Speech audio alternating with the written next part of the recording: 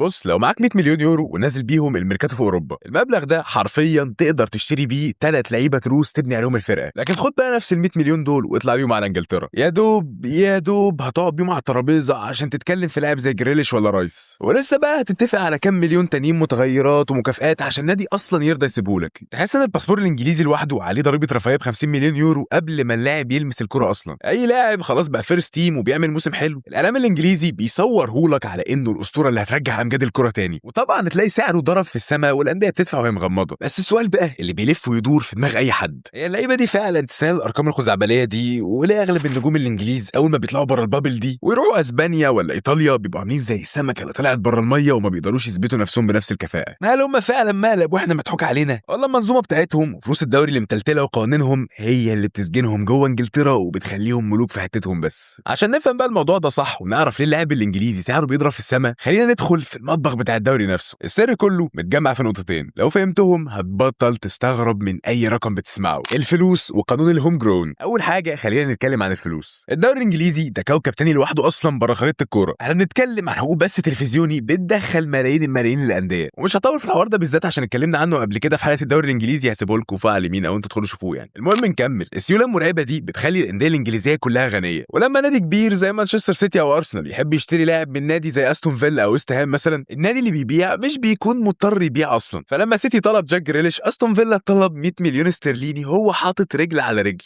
ولما ارسنال راح يجيب ديكلان رايس، ويست هام برضه عمل نفس القصه. فالفلوس بتلف جوه نفس الدوري والاسعار بتفضل تعلى اكتر واكتر. وده السبب بقى اللي بيخلي اي لاعب لما بيبقى مطلوب من نادي انجليزي ونادي اجنبي في نفس الوقت، النادي الانجليزي غالبا بيكسب الصفقه لانه ببساطه بيقدر يدفع اكتر. نيجي بقى للنقطه الثانيه واللي بتاكد على الكلام ده: قاعده اللاعب المحلي او الهوم جرون. عشان نكون دقيقين يعني، القاعده دي مش معناها ان اللاعب لازم يكون انجليزي. القاعده بتقول ان اللاعب لازم يكون قضى 3 سنين بيتدرب في نادي انجليزي او ويلزي قبل ما يتم ال 21 سنه. عشان كده بقى عندك لعيبه مثلا زي سيسك فابريجاز وبوجبا وهيكتور بريلين بيعتبروا هوم جرون رغم انهم مش انجليز. لكن لان اغلب اللي بينطبق عليهم الشرط ده بيبقوا بطبيعه الحال انجليز، فاكيد الطلب عليهم هيبقى مرعب. الانديه الكبيره بتبقى مجبره تملى 8 خانات في القائمه بتاعتها باللعيبه دي، ولان المعروض من اللعيبه الانجليز السوبر قليل فالسعر بيضرب في السماء. خد عندك كالفين فيليبس مثلا، السيتي لما اشتراه كان شايف انه لاعب كويس جدا بعد مستواه العالي مع ليدز ومنتخب انجلترا، بس بقى كونه هوم جرون دي كانت الميزه الاكبر اللي زودت قيمته بشكل مبالغ فيه وخلتهم يدفعوا رقم كبير وهم عارفين انه غالبا هيكون بديل لرودري اصلا. او برضه عندك الكيس بتاعت هاري ماجواير، لما اليونايتد كان محتاج مدافع ضروري ليستر طلب رقم خيالي.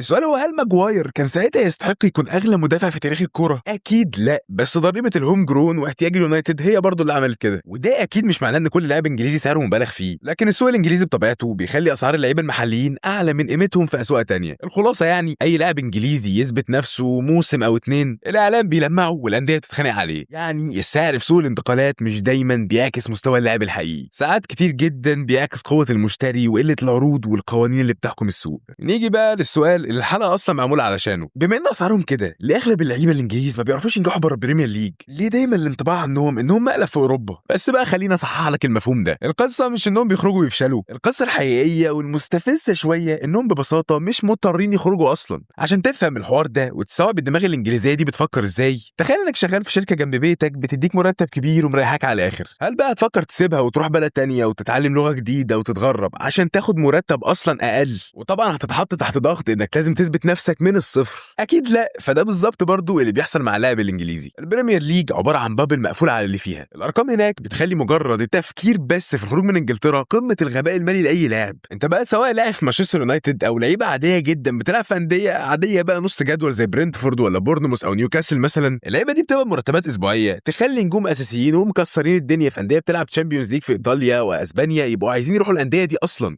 تفتكر بقى اللاعب الانجليزي ده عنده اي دافع يلم شنطته ويروح الكالتشي او الليجا؟ مفيش اي طموح او دافع يخليه يكسر الكومفورت زون بتاعته اصلا. هو عايش مستريح في بلده، ضامن مستقبله ومستقبل عياله، وبيلعب في اقوى دوري في العالم من حيث التنافسيه. وغير كده كمان الصحافه بتاعته بتتكلم لغته وبتنفخ فيه وتعمله اسطوره لو جاب جون او لعب ماتشين حلوين. ليه بقى يروح يوجع دماغه في بلد تانية ويتعلم اسباني ولا ايطالي ويقابل بقى ثقافه مختلفه وتكتيك معقد مثلا، وفي الاخر برضه هيقبض نص اللي كان بياخده في انجلترا؟ اللاعب البرازيلي او الارجنتيني او حتى الفرنساوي بيطلع من بلده جعان كوره وفلوس، عينه بقى على المجد وعينه على الاحتراف في اكبر انديه اوروبا عشان يغير حياته. لكن اللاعب الانجليزي مولود في بقه معلقه ذهب، هو اوريدي في القمه الماليه والاعلاميه. وعشان كده احنا اساسا ما عندناش عينه كبيره من اللعيبه الانجليز خرجت بره عشان نحكم عليهم بالفشل او النجاح المطلق. المطلق. العدد اصلا اللي بيقرر ياخد المغامره دي ويطلع بره انجلترا قليل جدا جدا مقارنه بالجيوش المحترفين من فرنسا والبرازيل والبرتغال. وبما ان طبعا العينه دي قليله، فاي لاعب انجليزي بيطلع ويفشل الفشل ده بيسمع قوي وبيعمل دوشه. طب واللي بيخرج بقى، اللي بياخد الريسك ويقرر يجرب حظه بره الجنه دي، برضه بنحس ان نسبه كبيره منهم بتعاني وبتاخد وقت طويل عشان تتاقلم.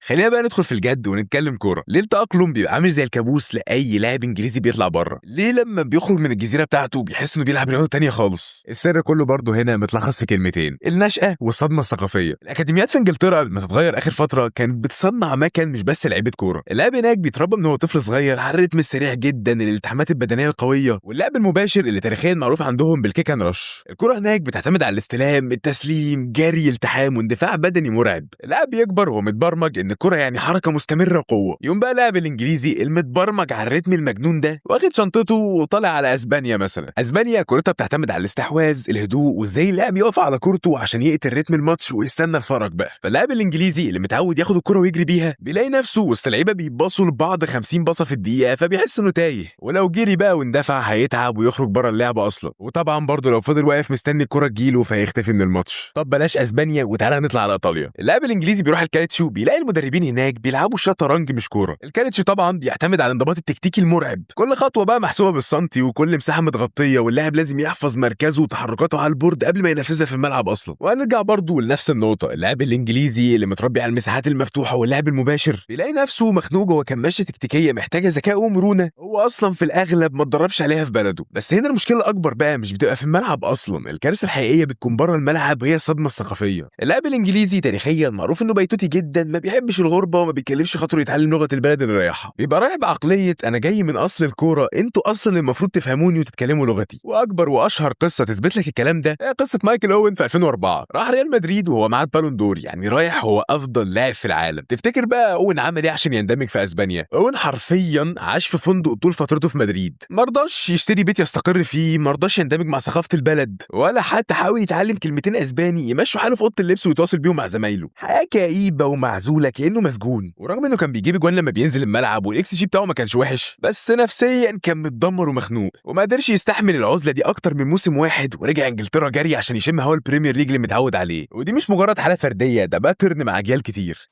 بعد كل اللي قلناه ده طبيعي يبقى في سؤال واحد في دماغك: هل فعلا الانجليز بيفشلوا بره؟ بص، هي الاجابه لا، بس برضه احنا عندنا مشكله في الطريقه اللي بنبص بيها على الموضوع اصلا. احنا متعودين نحكم من كام اسم مشهور وخلاص، لاعب راح اسبانيا وفشل يبقى الانجليز بيفشلوا، لاعب راح ايطاليا ورجع يبقى الانجليز ما بيعرفوش يعيشوا بره. لكن الحقيقه اننا بنحكم على عدد قليل جدا اصلا من اللعيبه. اصل كام لاعب انجليزي اصلا خد قرار يسيب بريمير ليج في عز مستواه؟ قليل جدا، وده معناه ان اي تجربه سواء نجاح او فشل بتكبر في دماغ الناس. عشان كده بدل ما نقول اللاعب الانجليزي بيفشل، تعال نشوف اللي خرجوا فعلا ايه اللي حصل لهم. اول نموذج معانا هو سانشو، وده من اغرب الامثله في الكوره اصلا. سانشو وهو عنده 17 سنه ساب السيتي وراح بروسيا دورتموند، وهناك انفجر بقى واحد من اكتر اللعيبه صناعه الاهداف في اوروبا اصلا. كان حرفيا بيعمل كل حاجه في الكوره، وانديه اوروبا كلها كانت بتجري وراه لحد ما مانشستر يونايتد رجعه ب 73 مليون في 2021. وهنا بقى تبدا المفارقه: نفس اللاعب نفس الرجلين لكن اتنين عكس بعض. في المانيا كان نجم وفي انجلترا اختفى، هل فجاه نسي يلعب كوره؟ طبعا لا، بس الضغط الاعلامي، عدم الاستقرار داخل اليونايتد، اختلاف طريقه اللعب، كلها عوامل خلت سانشو يختفي. ولما رجع دورتموند اعاره رجع جزء كبير من مستواه. ودي واحده من اوضح الامثله ان البيئه ساعات بتطلع افضل نسخه منك وساعات بتدفنك. طيب في حد نجح نجاح كامل؟ ايوه في توموري. تشيلسي ما كانش شايف له مكان فطلع على ايطاليا، لكن الفرق بينه وبين غيره انه راح هناك بعقليه مختلفه، اتعلم بقى اللغه، اندمج مع الناس، اتاقلم مع طريقه الدفاع الايطاليه، واحده واحده بقى من اهم المدافعين اللي في الفريق اصلا. وكان واحد مهم برضه الصراحه في رجوع ميلان انهم يفوزوا بالدوري الايطالي بعد غياب طويل. يعني النجاح هنا ما كانش مجرد موهبه، كان في استعداد يتغير. ولو هنختار بقى المثالي يعني فما فيش غير جود بلينجهام، وانا شايف ان قصته دي لازم تدرس لاي لاعب انجليزي جديد. بيدي كان عنده 17 سنه وكان عادي جدا يقعد في السيف سايد بتاعته ويفضل في انجلترا، لكن اختار اصعب طريق، راح المانيا، اتعلم، اتطور، اتعود على ثقافه جديده، وبعدها راح ريال مدريد، اكبر ضغط طبعا ممكن اي لاعب يعيش تحته. ورغم كل ده دخل وكانه بيلعب هناك من 10 سنين. ليه بقى؟ لان رحله المانيا علمته حاجه اهم من الكوره، علمته التاقلم، وعلمته ان الاحتراف مش مجرد 90 دقيقه في الملعب. واخر مثال هاري كين. ناس كتير طبعا كانت فاكره انه بعد سنين في توتنهام مستحيل ينجح بره، راح البايرن ومن اول موسم فضل يجيب اجوان بمعدل مرعب، ورغم ان الفريق عدى بموسم صعب على مستوى البطولات لكن محدش قدر يقول ان هاري كين فشل، بالعكس اثبت ان اللاعب العالمي هيفضل عالمي في اي دوري. الخلاصه الموضوع عمره ما كان الانجليز بيعرفوا يلعبوا ولا لا،